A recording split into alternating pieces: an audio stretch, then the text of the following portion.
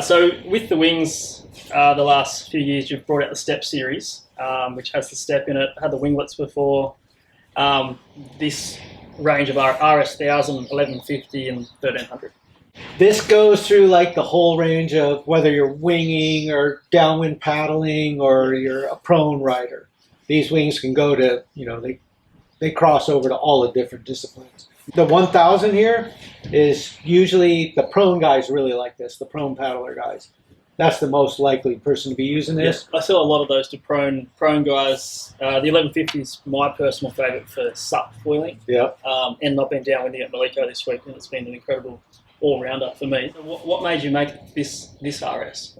These RSs were made to be a little bit higher speed. They're a little bit less chord here than like what I was doing on the NLs. And it's a little bit thinner wing, so it's a little bit faster, a little bit higher performance.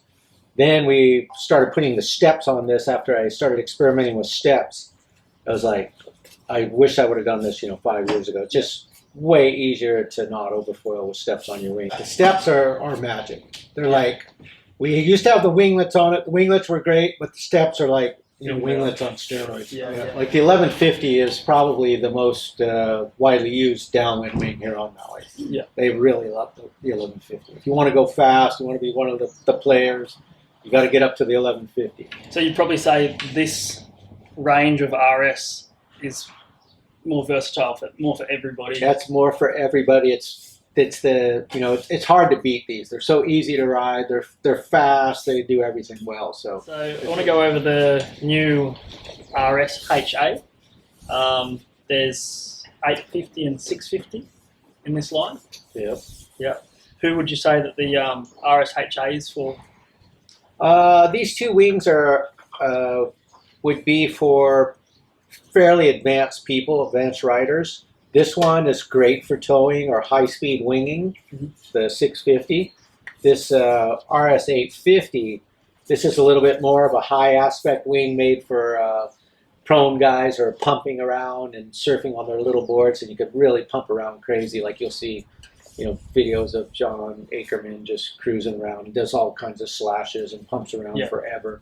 So prone riders, pumping around. A lot of people that are winging like this too. Yeah. They like to pump downwind on their smaller wing boards because once you get going on this thing, you can kind of pump forever. Yeah. And do you find it still turns nice? It still turns pretty good. Yeah. The RSX is the newest range. Yeah. This is the newest range. The X for the RSX means extra speed. It's just a little bit faster wing. It's made for mostly winging.